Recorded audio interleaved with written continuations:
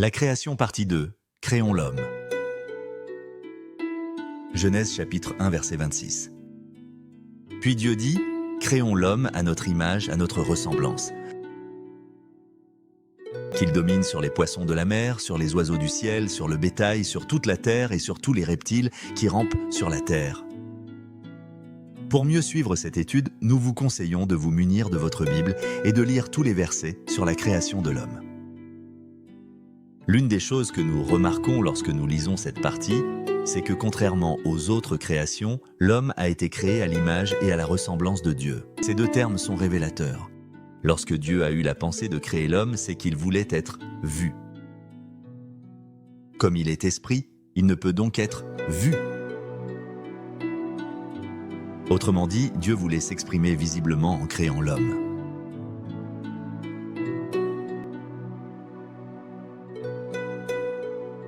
Il voulait que l'homme soit le représentant de Dieu sur la terre, c'est pour cette raison même qu'il lui a attribué le rôle de dominateur et cultivateur. Il lui a remis tout pouvoir.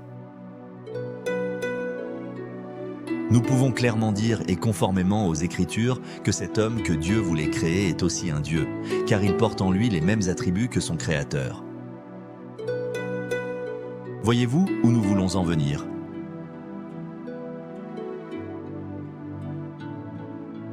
Dieu voulait habiter au milieu de sa création en portant un corps fait de chair, il voulait prendre soin de tout ce qu'il avait créé. Et tant que Dieu ne se serait pas introduit dans le monde en tant qu'homme, il ne se serait pas reposé.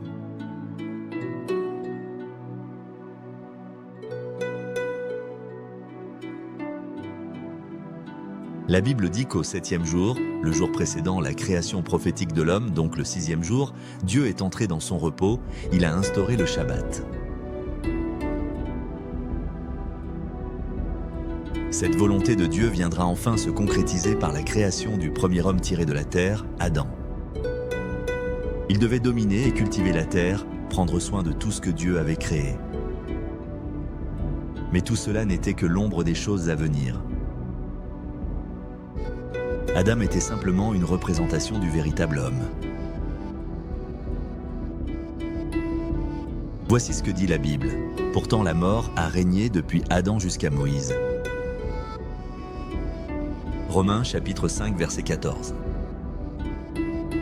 Dieu savait très bien qu'il n'entrerait pas dans le repos par Adam, car c'est à cause d'Adam que le monde entier est tombé sous l'esclavage du péché. Adam n'était pas l'image et la ressemblance parfaite de Dieu. Il fallait d'abord que l'homme naturel vienne avant que l'homme spirituel apparaisse. Dieu voulait être lui-même le premier-né de sa création parfaite et conduire tous les hommes issus d'Adam. Et le véritable homme, qui est l'image parfaite, c'est Jésus-Christ. C'est donc de lui que l'Esprit nous parle dans Genèse chapitre 1 verset 26.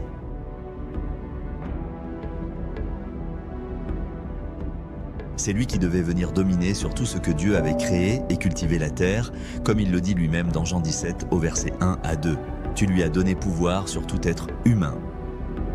Jésus est le semeur de la terre, il est l'arroseur et nul ne peut porter de fruits sans lui. Contrairement à Adam par qui le mal est entré dans le monde, le Seigneur est venu pour accomplir l'œuvre de Dieu. Vous vous souvenez de ces dernières paroles sur la croix ? Tout est accompli.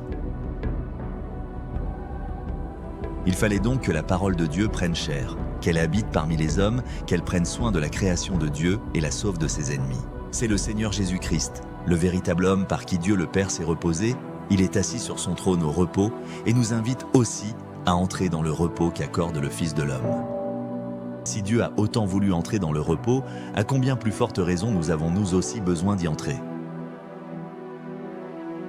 La Bible dit dans Hébreux chapitre 4 versets 10 à 11, « Jésus est celui qui décharge ceux qui ont un fardeau. » Nous essayons toujours de couvrir notre péché par nos bonnes actions ou nos performances, mais nous oublions que c'est uniquement en Jésus-Christ que nos péchés sont entièrement effacés. Et c'est ainsi que nous pouvons véritablement nous reposer de nos œuvres.